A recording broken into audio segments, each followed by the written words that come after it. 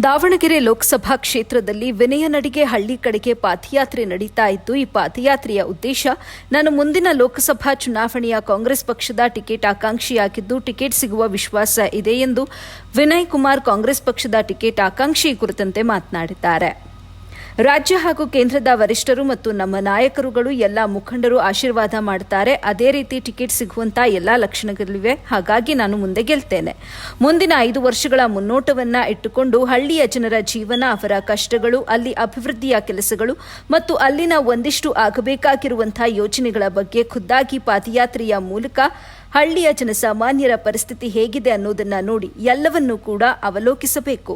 ಮುಂದಿನ 5 ವರ್ಷಗಳ ಸುದೀರ್ಘ ಬದಲಾವಣೆ ಸೇರಿದಂತೆ ಒಟ್ಟಾರೆ ಕ್ಷೇತ್ರದ ಅಭಿವೃದ್ಧಿ ತರುವಂತಹ ನಿಟ್ಟಿನಲ್ಲಿ ಪಾದಯಾತ್ರೆ ಮಾಡ್ತಾ ಇದ್ದೇವೆ. ಯುವಜನರು, ಮಹಿಳೆಯರು, ವಿದ್ಯಾರ್ಥಿಗಳು ಎಲ್ಲರಲ್ಲೂ ಜಾಗೃತಿ ಮೂಡಿಸಲು ಮುಂದಾಗ್ತೇವೆ ಅಂತ ತಿಳಿಸಿದ್ರು. ವರದಿ ನೆಲ್ಲೂರು ಮೊಹಮ್ಮದ್ ಆಸಿಫ್, ಎಬಿ ನ್ಯೂಸ್, ದಾವಣಗೆರೆ.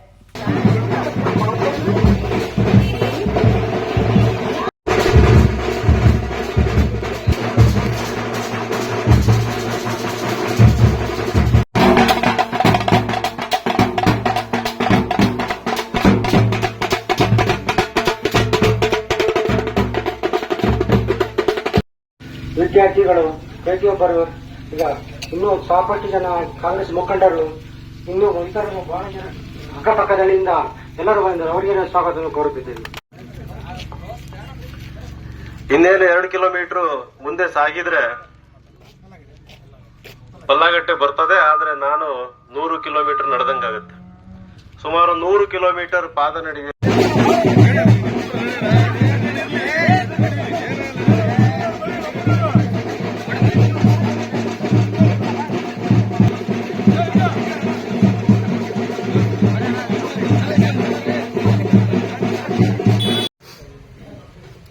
ಹೌದು ಸರ್, ಇದು ದಾವಣಗೆರೆ ಲೋಕಸಭಾ ಚುನಾವಣೆ ಇತಿಹಾಸದಲ್ಲಿ ನನಗೆ ತಿಳಿದಿರೋ ಮಟ್ಟಿಗೆ ನೀವು ಹೇಳಿದ್ರಿ, ಯಾವುದೇ ಒಬ್ಬ ಆಕಾಂಕ್ಷಿ, ನಾನಿನ್ನೂ ಅಭ್ಯರ್ಥಿ ಅಲ್ಲ, ಟಿಕೆಟ್ ಆಕಾಂಕ್ಷಿ, ಈ ರೀತಿ ಇಡೀ ಲೋಕಸಭಾ ವ್ಯಾಪ್ತಿಗೆ ಬರುವ ಎಲ್ಲ MLA ಕ್ಷೇತ್ರಗಳಿರ್ಬೋದು, MLA ಕ್ಷೇತ್ರ ವ್ಯಾಪ್ತಿಗೆ ಬರುವ ಎಲ್ಲ ಹಳ್ಳಿಗಳಿರ್ಬೋದು, ಅದನ್ನು ಪಾದಯಾತ್ರೆ ಮೂಲಕ, ಗ್ರಾಮ ವಾಸ್ತವ್ಯ ಮೂಲಕ ಯಾರು ಕವರ್ ಮಾಡಿಲ್ಲ ಇದುವರೆಗೆ.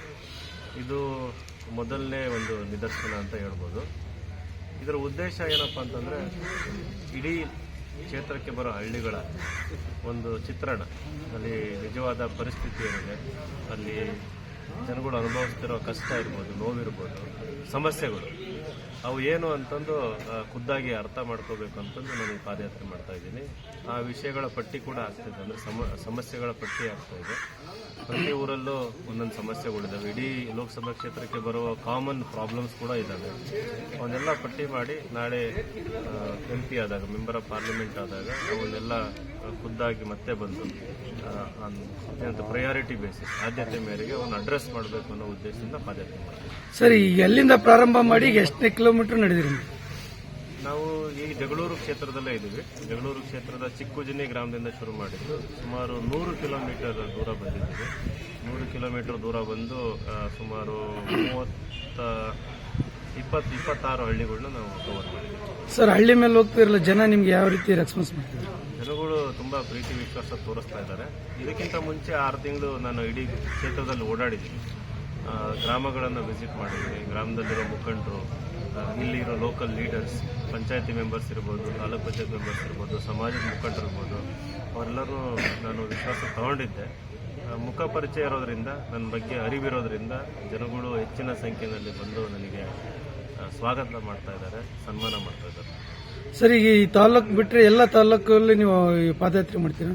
ಹೌದು, ಇದು ನಾಳೆಂದು ಕೂಡ ಜಗಳೂರು ಕ್ಷೇತ್ರ, ಅದು ಹರಪನಹಳ್ಳಿ ತಾಲೂಕಿಗೆ ಬರ್ತವೆ ಹಳ್ಳಿಗಳು, ಬಟ್ ಜಗಳೂರು ಕ್ಷೇತ್ರ. ಆಮೇಲೆ 24 ಒಂದು ದಿನ ಬ್ರೇಕ್ ಇರ್ತದೆ, 23 ಅಲ್ಲಿ ಅನೇಕ ಫಂಕ್ಷನ್ಸ್ ಅಟೆಂಡ್ ಮಾಡೋದು. ಅದಾದಮೇಲೆ 24ನೇ ತಾರೀಕಿಂದ ಕಂಟಿನ್ಯೂಸ್ ಆಗಿ ಮತ್ತೆ 4 ದಿನ ಹರಪನಹಳ್ಳಿ ಕ್ಷೇತ್ರ. ಅದಾದಮೇಲೆ 3 ದಿನ ಹರಿಹರ, ಮತ್ತೆ 3 ದಿನ ಹೊನ್ನಾಳಿ. ಅದಾದಮೇಲೆ 5 ದಿನ ಶನಿಗಿರಿ ಇರ್ತದೆ, ಮತ್ತೆ 4 ದಿನ ಮಾಯಕೊಂಡ ಕ್ಷೇತ್ರ ಇರ್ತದೆ. ಸರ್, ನೀವು ಗ್ರಾಮ ವಾಸ್ತವ ಅಲ್ಲೇ ನೀವೇ ಸ್ವಂತ ಟೆಂಟ್ ರೆಡಿ ಮಾಡ್ಕೊಂಡಾಗ್ತದೆ, ಇಲ್ಲ ಶಾಲೆ ಎಲ್ಲ ರೂಮ್ ಮನೆ ಯಾವ್ದಾರು ಮನೆಗೆ ಇರ್ತೀವಿ? ಇದೇ ತರ ಇಲ್ಲಿ ಒಂದು ಪಂಚಾಯತಿ ಕಟ್ಟೆ ಇದೆ. ಇವತ್ತು ಇಲ್ಲೇನಾದ್ರು ರಾತ್ರಿ ಬಂದಿದ್ರೆ ಇಲ್ಲೇ ಹಾಲ್ಟ್ ಆಗ್ಬಿಡ್ತೀವಿ, ಇಲ್ಲೇ ಮಲ್ಕೊಂಡ್ಬಿಡ್ತೀವಿ. ಇಲ್ಲಿ ಒಂದು ಪಬ್ಲಿಕ್ ಸ್ಪೇಸ್ ಸಿಗುತ್ತೆ ನಮಗೆ, ಒಂದು ಬಾತ್ರೂಮ್ ಫೆಸಿಲಿಟಿ ಇರೋದು. ಅದು ಶಾಲೆ ಇರ್ಬೋದು ಅಥವಾ ಒಂದು ಸಮುದಾಯ ಭವನ ಇರ್ಬೋದು ಅಥವಾ ಯಾವ್ದಾರ ಮಠ ಇರ್ಬೋದು, ಈ ರೀತಿ ಒಂದು ಪಬ್ಲಿಕ್ ಸ್ಪೇಸಸ್ ಅಲ್ಲಿ ನಾವು ಯಾರದೇ ಮನೆಗೆ ಹೋಗ್ತಾ ಇಲ್ಲ. ಯಾರ್ದು ಮುಖಂಡರ ಮನೆಗೆ ಹೋಗ್ತಾ ಇಲ್ಲ. ಇಲ್ಲ ಯಾರದೇ ಮುಖಂಡರ ಮನೆಗೆ ಹೋಗ್ತಾ ಇಲ್ಲ. ಇದು ಪಬ್ಲಿಕ್ ಅಲ್ಲೇ ನಾವು ಮಾಡ್ತೀವಿ. ಸರ್, ಕೊನೆಯದಾಗಿ ಈ ಜಿಲ್ಲೆಯ ಜನತೆಗೆ, ಮತದಾರರಿಗೆ ನೀವು ಏನೊಂದು ಸಂದೇಶ? ಜಿಲ್ಲೆಯ ಮತದಾರರಿಗೆ ಸಂದೇಶ ಏನಂತಂದ್ರೆ, ಒಬ್ಬ ಪ್ರಜ್ಞಾವಂತ ಯುವಕರನ್ನ, ನಿಮ್ಮ ಸಾಮಾಜಿಕ ಕಳಕಳಿ ಇರೋ ಯುವಕರನ್ನ, ಕಷ್ಟನ ಅರ್ಥ ಮಾಡ್ಕೊಂಡಿರೋ ಯುವಕರನ್ನ ರಾಜಕಾರಣಕ್ಕೆ ತರಬೇಕು. ನಾನೇ ಆಗಿರ್ಬೋದು, ಯಾರೇ ಆಗಿರ್ಬೋದು. ಯಾರ್ದು ಜಾತಿ ನೋಡೋಕೆ ಹೋಗ್ಬೇಡಿ, ಧರ್ಮ ನೋಡೋಕೆ ಹೋಗ್ಬೇಡಿ. ಆ ವ್ಯಕ್ತಿ ನಿಮಗೆ ನಾಳೆ ಸ್ಪಂದಿಸ್ತಾರೆ, ಕೆಲಸ ಮಾಡಿಕೊಡ್ತಾರೆ ಅಂತ ನಿಮಗೆ ಮನವರಿಕೆ ಆಗಿದೆ, ಆ ನಂಬಿಕೆ ಇದ್ದರೆ ಅಂಥ ರಾಜಕಾರಣಿಗಳನ್ನು ಕೆಳಮಟ್ಟದಿಂದ ಹಿಡಿದು ಪಂಚಾಯತಿ ಮಟ್ಟದಿಂದ ಹಿಡಿದು ಲೋಕಸಭೆ ಅಂಥವ್ರಿಗೆ ಆದ್ಯತೆ ಕೊಡಿ. ಈ ಜಾತಿ ಮತ ಅದರಿಂದ ಹೊರಗೆ ಬಂದು ನೀವು ಯೋಚನೆ ಮಾಡಿ ಅಂತ ಒಂದು ಸಂದೇಶ ಕೊಡೋದಕ್ಕೆ ಇಷ್ಟ. Okay sir.